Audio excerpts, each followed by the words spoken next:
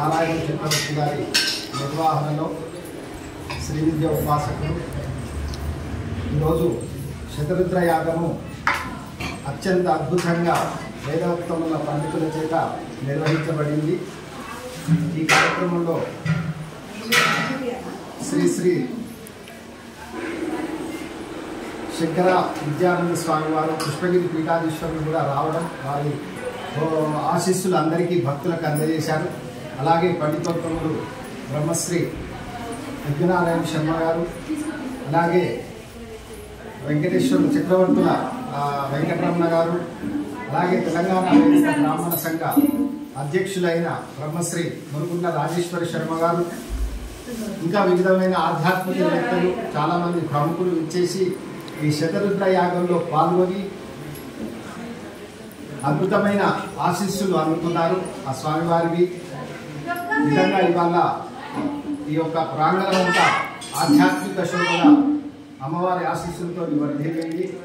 ఈ యొక్క కార్యక్రమం గురించి 2 మాటల్లో బ్రహ్మశ్రీ యజ్ఞనారాయణ శర్మ గారిని మాట్లాడవలసింది కోరుతున్నాను. శతరుద్రీయ యాగాన్ని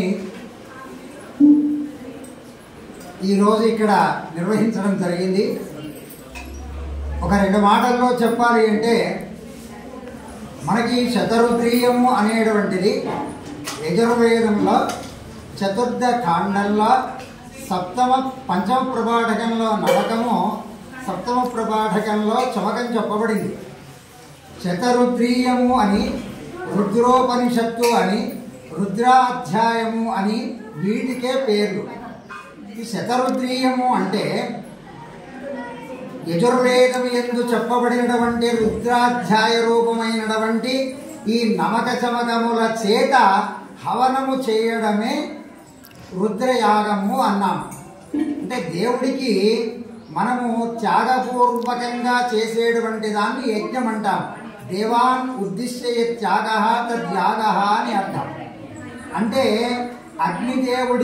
అగ్నిదేవుడి ద్వారా స్వాహా రూపంలో మనము దేవతలకి హవిస్సును, ఆద్యాన్ని మొదలైనటువంటి వాటిని సమర్పిస్తూ ఉంటాము. అదే త్యాగము అంటాము, దాన్నే యజ్ఞము అంటాము. మరి అలా ఎలా వెళుతుంది అనంటే, దేవతలంతా కూడా అగ్నిముఖా వై దేవాః అని మనకు వేదం చెబుతోంది. దేవతలంతా కూడా అగ్నిముఖులు కాబట్టి ఈ అగ్నిముఖులు వాళ్ళందరూ కనుక అగ్ని ద్వారా మనం వేసినటువంటి ఆహుతులు అయితే ఉన్నాయో, ఏ త్యాగరూప సమర్పణలు అయితే ఉన్నాయో అవి ఆ దేవతలకు చెందుతాయి. రెండవది ఏంటంటే, అగ్నిం జ్యోతం వృణీమహే అని కూడా వేదం చెబుతోంది.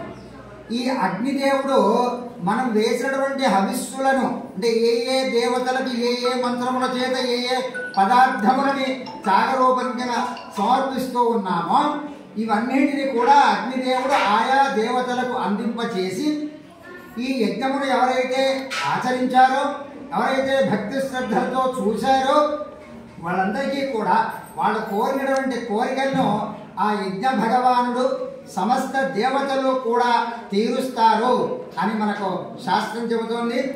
ఇక్కడ చేయబడినటువంటి ఈ యాగం ద్వారా సమస్త భక్తులకి, సమస్త ప్రజలకి, సమస్త లోకాలకి కూడా ఆయురారోగ్య ఐశ్వర్య సుఖ సంపదలను ఆ పరమేశ్వరుడు సదా ఇవ్వాలని కోరుకుంటూ, లోకా సమస్తా సుఖినో భవంతు, సర్వే జనా సుఖినో భవంతు.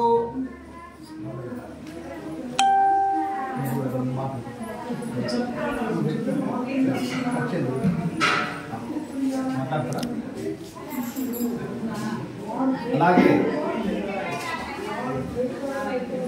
1912 దేవీత్రయ యాగాలు, అలాగే ఇరు రాష్ట్రాల్లో, ఉభయ రాష్ట్రాల్లో కూడా యజ్ఞయాగాలను నిర్వహించి మా పూజ్యులు, అలాగే తెలంగాణ వేదిక బ్రాహ్మణ సంఘ వ్యవస్థాపక అధ్యక్షులు అయిన బ్రహ్మశ్రీ మురుగుంట్ల రాజేశ్వరి శర్మ గారిని కూడా వారి ఆశీర్వదించవలసిందిగా కోరుతున్నాం.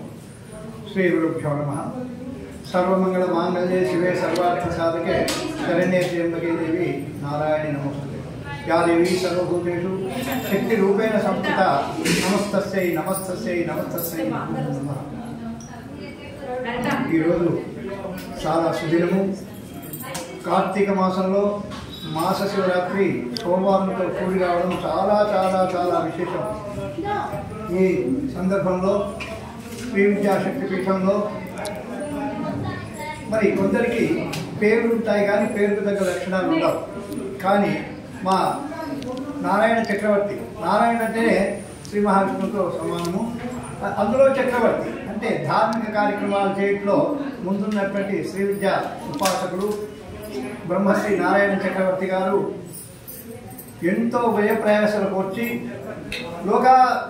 లోకంలో ఉండేటువంటి ప్రతి జీవి సుఖశాంతి సౌభాగ్యాలతో ఉండాలనేటువంటి సదుద్దేశం చేత వారు ఈ శ్రీ విద్యాశక్తి పీఠంలో ఎన్నో ఆధ్యాత్మిక కార్యక్రమాలు నిర్వహించడం జరుగుతుంది.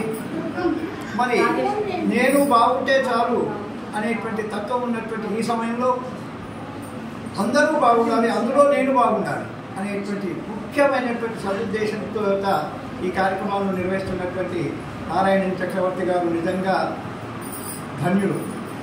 ఈ పరోపకారం ఇదం శరీరం, ఏంటయ్యా నీవు చేస్తున్నది? నాకు బిల్డింగులు ఉన్నాయి, నాకు డబ్బు ఉంది, నాకు పదవులు ఉన్నాయి అని కాదండి. వాటిని పంచినప్పుడు మాత్రమే, ఆ జ్ఞానాన్ని పంచినప్పుడు, ఆ యొక్క ఫలాన్ని పంచినప్పుడు మాత్రమే అది సాఫల్యం చెందుతుంది. కాబట్టి పరస్పరం భావయంత మరి ఆ విధంగా ఈ కార్యక్రమాలు నిర్వహిస్తూ మరి మా అందరికీ కూడా ఈ కార్యక్రమాలలో పాల్గొనేటువంటి అవకాశాన్ని కల్పిస్తున్నారు. నిజంగా మేము అందరం కూడా ధన్యులుగా భావిస్తున్నాము. ముఖ్యంగా ఎప్పుడు కూడా వైదికుడు బాగుండాలనేటువంటి సదుద్దేశం చేత తెలంగాణ వైదిక బ్రాహ్మణ సంఘానికి కార్యాలయం నిమిత్తం ఎలాంటి ఫలాపేక్ష లేకుండా కార్యాలయం ఏర్పాటు చేసుకోవడానికి అవకాశం కల్పించినటువంటి నారాయణ చక్రవర్తి గారు అదే ఒక మాట చెప్పినారు. ఏ అర్ధరాత్రి అయినా ఏ పగలైనా ఒక బ్రాహ్మడు వస్తే ఉపవాసంగా వెళ్ళకూడదు, ఇది నా ధ్యేయం అని చెప్పినారు. నిజంగా ఈ భాగ్యనగరంలో ఒక బ్రాహ్మడికి తిండి దొరకాలంటే ఏ హోటల్ పోవాలి ఏంటి అనేటువంటి భావన ఉన్నటువంటి ఈ సమయంలో వారు ఆప్యాయతో ఇక్కడ ఉన్నటువంటి వాళ్ళు సేవకులు కాదండి, వాళ్ళు కూడా ఆత్మీయులే. అక్కడ ఉన్నటువంటి వాళ్ళు ఆత్మీయతతో పలకరించడము, ఆత్మీయతతో పలకరించి మరి ఆత్మీయమైనటువంటి భోజనాన్ని ఏర్పాటు చేస్తున్నారు. అది కూడా చాలా సంతోషం. కాబట్టి ఇంకా ఇంకా ఇంకా ఎన్నో అభివృద్ధి కార్యక్రమాలు జరగాల్సి ఉంది. తప్పకుండా జరగడానికి మా వంతు కృషిగా ఎప్పుడు సహకరిస్తాము. అదేవిధంగా 2024 జనవరి 19, 20, 21వ తేదీలలో శ్రీ సర్వసౌభాగ్య దేవిత్రయ గీతా జ్ఞానయజ్ఞం ఏర్పాటు చేసుకున్నాము. దానికి కూడా మా నారాయణ చక్రవర్తి గారు, బాలసుబ్రహ్మణ్యం గారు ముందుండి నడిపించాలని కోరుకుంటున్నాము. కాబట్టి అదేవిధంగా మార్చ్ 2024 మార్చ్ 25, 26, 27 తేదీలలో సనాతన వేదాంత సభని చాలా పెద్ద ఎత్తున ఒక 5,000 నుంచి 10,000 మంది భక్తులు వచ్చేటువంటి కార్యక్రమం పెట్టుకున్నాము. దాంట్లో కూడా ప్రత్యేకంగా వైదిక బ్రాహ్మణ సంఘము, తర్వాత శ్రీ విద్యాశక్తి పీఠాన్ని ఒక ఏర్పాటు చేసి అక్కడ అమ్మవారిని తాత్కాలికంగా ప్రతిష్ట చేసి వచ్చే భక్తులందరూ కూడా దర్శించుకొని దాని యొక్క అమ్మవారి యొక్క ప్రభావం, అమ్మవారి యొక్క మహత్వం అందరికీ తెలిసేటట్టు కూడా ప్రయత్నం చేస్తామని దానికి వారు అనుమతించాలి. ఎందుకంటే ఎంత నేను పెద్దవాడినైనా ఒక వ్యవస్థాపకులు అనే వాళ్ళని అడగాల్సి ఉంటుంది. కాబట్టి అనుమతిస్తానని కోరుతూ మరి ఈ కార్యక్రమాన్ని దిగ్విజయం చేసినటువంటి ప్రతి ఒక్కరికి, ప్రతి భక్తుడికి ప్రత్యేక అమ్మవారి ఆశీస్సులు అందాలని, అందరూ సుఖ శాంతి సౌభాగ్యాలతో ఉండాలని ఆ జగన్మాతను కోరుతూ హరి ఓం దక్ష. హర హర మహాదేవ.